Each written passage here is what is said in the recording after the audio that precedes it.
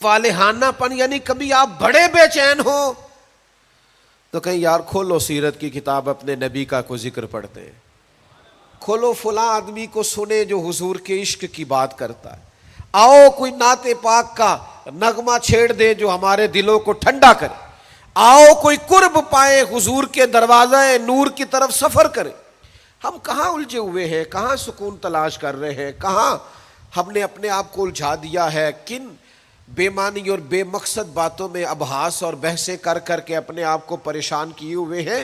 آئیے دیکھیے رسول اللہ صلی اللہ تعالی علیہ وسلم کی زندگی کا لمحہ لمحہ آپ کے کلیجے کو ٹھنڈا کرے گا، آنکھوں کو سکون دے گا، باطن کو پاکیزہ کرے گا، سوچوں کو نکھار دے گا۔ کہہ لینے دو مجھے یہ جملہ، حضور سے پیار کرو، جینے کا بھی مزہ آئے گا، مرنے کا بھی مزہ آئے گا، لطف نصیب ہو جائے گا، سرور نصیب ہو جائے گا، ایک کیف سا میسر آ جائے گا۔ حضور کی بارگاہ عالی مرتبت تک جڑو، نبی پاک علیہ الصلوۃ والسلام کے اخلاق عالیہ کو اپناؤ، کردار کو سمجھو، حسن تکلم کو سمجھو، نبی پاک علیہ السلام کی باتوں پر غور کرو۔ یقین کرو کبھی کبھی پڑھتے پڑھتے وجد ہو جاتا ہے، کبھی کبھی ان باتوں کو صرف مطالعہ کی نظر سے دیکھیں، سیکھنے کی نظر سے دیکھیں تو ایسے لگتا ہے کہ جیسے روح پرواز کرنے لگی۔ یہ اس طرح کے بھی کمالات ہوتے ہیں، یہ بھی رنگ ہوتا ہے، یہ بھی انداز ہوتا ہے، یہ بھی طور طریقے ہوتے ہیں۔ اور پھر حضور امی ہے، نبی کریم نے دنیا میں کسی استاد سے پڑھا نہیں، حضور سید عالم صلی اللہ تعالی علیہ وآلہ وسلم کسی مکتب میں نہیں گئے، حضور نے کسی مدرسے سے تعلیم نہیں پائی، لیکن جب حضور بات کرتے نا، جب محبوب حکمت کے موتی رولتے نا، جب نبی پاک علیہ الصلوۃ والسلام کوئی کلام کرتے نا، آپ یقین کریں ایسا انوکھا پن، ایسا نرالا فیصلہ، ایسی حکمت اور دانائی سے بھری ہوئی بات، یعنی جو فلسفیوں سے کھل نہ سکی اور نکتہ وروں سے حل نہ ہوئی، وہ بات ایک طیبہ والے نے بتلا دی چند اشاروں سے۔ حضور دو چار اشارے کرتے اور عقدے کھل جاتے۔ ایسی دانائی والی بات، ایسی قیمتی بات، ایسی انوکھی بات محبوب بیان کرتے۔ حضرت سعد بن عبادہ رضی اللہ تعالیٰ عنہ کے پاس نا فتح مکہ کے موقع پر جھنڈا تھا، وہ علم بردار تھے، جن کے پاس جھنڈا ہوتا تھا وہ آدمی سب سے آگے آگے ہوتا تھا۔ اب ایک وقت ایسا آیا کہ صورتحال اس طرح کی بن گئی کہ حضرت سعد بن عبادہ کو اس منصب سے ہٹایا جائے گا۔ بڑا مشکل فیصلہ ہے، انہوں نے کوئی ایسی معاذ اللہ غلطی بھی نہیں کی، لیکن حالات ایسے آ گئے ہیں کہ جناب سعد ابن عبادہ کو ہٹانا پڑے گا، ان سے جھنڈا لیا جائے گا۔ صحابہ بڑے پریشان ہیں کہ حساس آدمی ہے، ان کی خدمات بہت زیادہ ہیں، کس طرح ان کو ہٹائیں گے، کیا کریں گے؟ نبی کریم کی بارگاہ میں عرض گزار ہے، یا رسول اللہ کیسے ہٹائیں حضرت سعد ابن عبادہ کو؟ اور کیفیات اور حالات بھی ایسے ہیں کہ ہٹانا بھی پڑے گا۔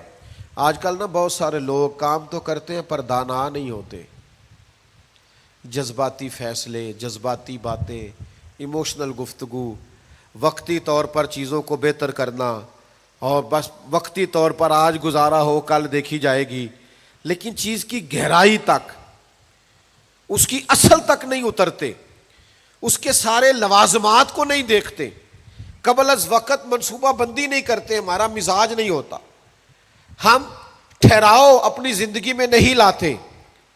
نبی پاک چونکہ اللہ کے رسول ہیں، ہر لمحہ حضور کا پیغمبر لگتا ہے۔ اب حضرت سعد ابن عبادہ کو ہٹانا ہے اور ان کی جگہ کسی اور کو مقرر کرنا ہے، اور بندہ بھی بڑا حساس ہے اور بات بھی کوئی ایسی نہیں، تو کیا کریں؟ پتہ ہے نبی کریم علیہ السلام نے کیا کیا؟ حضور فرمانے لگے کوئی پریشانی نہیں، ہٹا دیتے سعد ابن عبادہ کو۔ حضور نے بلایا، فرمایا سعد میرا ارادہ بنا ہے کہ جھنڈا آپ سے لے لیا جائے۔ حضرت سعد ابن عبادہ نے ابھی گردن جھکائی تھی تو حضور فرمانے لگے میرا ارادہ ہے آپ سے لے کے آپ کے بیٹے کو دے دیا جائے۔ جو فلسفیوں سے کھل نہ سکا، جو نکتہ وروں سے حل نہ ہوا، وہ راز ایک طیبہ والوں نے بتلا دیا چند اشاروں میں، اور تیرے آگے ہے یوں دبے لچے فصحا عرب کے بڑے بڑے، کوئی جانے منہ میں زبان نہیں بلکہ جسم میں جان نہیں۔ ایسا کمال فیصلہ، ایسا انوکھا فیصلہ۔ اچھا، جس فیصلے سے وہ پریشان ہو سکتے تھے نا کہ مجھے ہٹایا جا رہا ہے، جب انہیں پتہ چلا نا کہ میری جگہ پہ میرا بیٹا آ رہا ہے، وہ اتنا خوش اپنے جھنڈا اٹھانے پہ نہیں تھے جتنا اپنے بیٹے کے جھنڈا اٹھانے پہ راضی ہو گئے۔ ان کی طبیعت مچل گئی۔ نبی پاک صلی اللہ تعالی علیہ وسلم کے پیغمبر ہونے پر، نبی ہونے، ایسے دلائل، ایسے کم، آپ جس زاویے سے دیکھیں ششدر رہ جائیں گے، حیران رہ جائیں گے، پیار ہو جائے گا۔ کچھ ایسے مصنفین بھی گزرے ہیں معاذ اللہ ثم معاذ اللہ، جو مسلمان نہیں تھے، غیر تھے، کلمہ نہیں پڑھتے تھے، معاذ اللہ استغفر اللہ، نقل کفر نہ باشد، تنقید کی اینک لگا کے انہوں نے حضور کی سیرت کو پڑھا، لیکن اس نظر سے پڑھا پھر بھی مدینے والے کے غلام ہو گئے۔ یہ کہنے پر مجبور ہو گئے کہ نہ بھائی، ایسا کوئی محبوب کہیں ہوگا نہ کہیں ہے، بیٹھا ہے چٹائی پہ مگر عرش نشیں ہے۔ نبی پاک علیہ السلام، پھر ایک اور بات، حضور امی ہے لیکن ایسی کمال بات کرتے، ایسا انفرادی فیصلہ کرتے کہ دنیا حیران رہ جاتی۔ پھر جو عظمت کردار ہے نا، بلندی یہ کردار، مجھ سے ناراض نہ ہوئیے گا، بہت سارے لوگ ہیں جو باتیں بڑی زبردست کرتے ہیں، گفتگو میں کوئی ان سے جیت نہیں سکتا، ان کا لب و لہجہ ایسا ہوتا ہے کہ شاید کسی بڑے سے بڑے عالم فاضل کو بھی بولنے نہ دے، لیکن عمل کی باری آتی ہے تو کمزور ہوتے ہیں۔ باتیں بیسیوں آتی ہیں، درجنوں آتی ہیں، نماز کا ٹائم ہوتا ہے تو بہانے بازی کرتے ہیں، وہ میرے کپڑے نہیں ٹھیک، بس دعا کریں انشاءاللہ شروع کر دوں گا، کہانیاں سناتے ہیں۔ کیوں اتنے بھولے بنتے ہیں؟ ہمیں سمجھ آتی ہے کہ آپ گفتار کے غازی ہیں، آپ باتوں میں صرف ساری چیزیں سیدھی رکھتے ہیں، آپ اس جگہ پہنچ ہی نہیں پا رہے۔ عمل، کردار، یہ بھی ایک مبلغ ہوتا ہے، آپ کا کردار بھی تبلیغ کرتا ہے، آپ کا لب و لہجہ بھی۔ حضرت امام جعفر صادق رضی اللہ تعالیٰ عنہ سے ایک شخص نے کہا تھا میں دین کی تبلیغ کرنا چاہتا ہوں، مجھے بتایا کیا کروں؟ تو امام جعفر صادق رضی اللہ تعالیٰ عنہ فرمانے لگے دین کی تبلیغ کرنی ہے تو بڑا آسان نسخہ ہے، دین پہ عمل کرنا شروع کر دے، تبلیغ ہونی شروع ہو جائے گی۔ لیکن ہم نا عمل کی دنیا میں بڑے کمزور ہوتے ہیں، قربان جائیں۔ حضور علیہ الصلوۃ والسلام نے جس معاشرے میں آنکھ کھولی تھی وہ جہلا کا معاشرہ تھا، ظلم تھا، ستم تھا، بربریت تھی۔ ان لوگوں کی سوچیں، ان کی باتیں، ان کا ظالمانہ مزاج بڑا انوکھا تھا، لیکن کمال کی بات ہے نا، چاروں جانب لوگوں کا مزاج ظالمانہ تھا، لیکن محبوب کو اللہ نے رحمت بنا کے بھیجا۔ ہر طرف لوگ ناانصافی کی بات کرتے تھے، لیکن محبوب نے انصاف کے بول کو ہمیشہ بالا رکھا، اس ترازو کو ہمیشہ بلند رکھا۔ ہر طرف لوگ حق کھا جاتے تھے، لیکن محبوب نے فرمایا حق کھایا نہیں جائے گا، حق دلایا جائے گا۔ کردار دکھایا، کردار۔ وہ جو تیری جان کے دشمن ہیں وہ بھی کہتے ہیں، وہ جو تیری جان کے دشمن ہیں وہ بھی کہتے ہیں امین تو ہے، صداقت کی آبرو تو ہے۔ دشمن بھی کہتے ہیں سچے تو بہرحال ہیں، امانت دار تو بہرحال ہیں، غلط بات تو بہرحال نہیں کرتے۔ یعنی دشمن بھی اگر اٹھ کے گواہی دے کہ اگر کسی نے کمال دیکھنا ہے تو آمنہ کے لال کو جا کے دیکھو، اگر کسی نے انصاف دیکھنا ہے، اگر کسی نے دھرتی پہ حسن دیکھنا ہے تو عبداللہ کے در یتیم کو دیکھو۔ وہ بھائی آپ سمجھے نا عظمت کردار کے وہ موتی جو حضور نے عطا کی۔ دیکھیے باہر والوں نے جب دلیلیں مانگی تو حضور نے معجزات دکھائے، اور جب اپنوں نے دلیلیں مانگی، مکے والوں نے، قریش والوں نے، اپنے قبیلے والوں نے دلیل مانگی، آپ نبی ہیں تو دلیل کیا ہے؟ تو اللہ کا قرآن کہتا ہے کہ محبوب نے کہا فقد لبثت فیکم عمرا من قبلہ افلا تعقلون، اور میں نے تمہارے بیچ عمر گزاری ہے ساری، تمہیں عقل نہیں؟ میں کوئی باہر سے نہیں آیا، میں نے 40 سال تمہارے اندر گزارے ہیں، میرے جیسا کوئی سچا ہے تو دکھاؤ، کوئی دیانتدار ہے تو دکھاؤ، کوئی پاکیزہ مزاج ہے تو دکھاؤ، کوئی اس طرح کا ستھرا ہے تو دکھاؤ، کوئی اس طرح کا مزکی ہے تو دکھاؤ، تمہارے بیچ میں نے وقت گزارا ہے۔ باقیوں کو نبی پاک نے معجزات بطور دلیل دیے، اور جب اپنوں نے دلیل مانگی تو حضور نے فرمایا میری سیرت دیکھ لو، میرا کردار دیکھ لو، میرے شب و روز دیکھو، فقد لبثت فیکم عمرا من قبل، میں نے اس سے پہلے عمر کا حصہ تمہارے بیچ گزارا ہے، افلا تعقلون، تمہیں عقل نہیں؟ دوستو تھوڑا سا نا کردار پر بھی توجہ کرنی پڑے گی، اپنے آپ کو تھوڑا سا تبدیل کرنا پڑے گا۔ میں آپ کی خدمت میں عرض کروں، دولت سے لوگوں کو جیتا نہیں جا سکتا، دولت تو لوگوں کو لالچی بنا دیتی ہے۔ آپ کسی کو پیسے دیں، 10,000 دیں، اگلی دفعہ وہ 25 مانگے گا، تو آپ 50 دیں، اگلی دفعہ 1,00,000 مانگے گا، اس کی بھوک تو بڑھتی ہے۔ آپ عہدے کے زور پر بھی لوگوں کے محبوب نہیں بن سکتے، اس لیے کہ پھر وہ شخصیتوں سے پیار نہیں کرتے، کرسیوں سے پیار کرتے۔ آپ کرسی پہ ہیں تو آپ اچھے لگتے ہیں، جب دوسرا آئے گا تو اس کو سلوٹ کر لیں گے۔ نبی پاک علیہ الصلوۃ والسلام نے فرمایا اگر تم کسی شخص کو قائل کر سکتے ہو اور اس سے محبت بڑھا سکتے ہو تو ایک ہی صورت ہے، اور وہ تمہارا حسن اخلاق ہے۔ اللہ کے محبوب صلی اللہ تعالی علیہ وسلم نے خلق کے ساتھ، کردار کے ساتھ، نبی پاک علیہ السلام نے محبت کے ساتھ، زید بن دسنہ بہت بڑے یہودیوں کے عالم تھے، ایک دن حضرت بلال حبشی رضی اللہ تعالیٰ عنہ سے کہنے لگے سنا ہے نبی پاک علیہ السلام کی بارگاہ میں جب بہت سارے مہمان آتے ہیں تو آپ کو کچھ قرض بھی لینا پڑتا ہے۔ جناب بلال کہنے لگے لینا پڑتا ہے، کہنے لگے مجھ سے لے لیں، میرے پاس اضافی پیسے پڑے ہیں، آپ نے دے ہی دینے۔ حضرت بلال نے لے لیے، ایک ٹائم مقرر ہو گیا، فلاں دن پیسے واپس کرنے، اپنی وعدے میں 3 دن رہتے تھے۔ نبی پاک علیہ الصلوۃ والسلام مدینہ طیبہ کے چوک میں کھڑے ہیں، ساتھ حضرت عمر فاروق رضی اللہ تعالیٰ عنہ، یہ وہاں پہنچ گئے یہودیوں کے عالم، آ کے کہنے لگے وہ میری رقم واپس کریں، تو حضور نے فرمایا ابھی تو وعدے میں 3 دن رہتے ہیں، تو اس نے بڑے سخت جملے کہے۔ آپ کی توجہ ہے میری بات پر؟ سمجھ آ رہی ہے میری باتوں کی؟ چڑھانے والے اتنے خطرناک نہیں ہوتے جتنے چڑھ جانے والے خطرناک ہوتے ہیں۔ اتنی جلدی کسی کی باتوں سے چڑھا نہ کرے، یعنی ہر ایک کوئی دشمن بنا لیتے ہو، جس کا سٹیٹس ہی نہیں آپ کے ساتھ کھڑے ہونے کا اسے بھی دشمن بنا، اور دعا کرو کہ دشمن بھی خاندانی ہو۔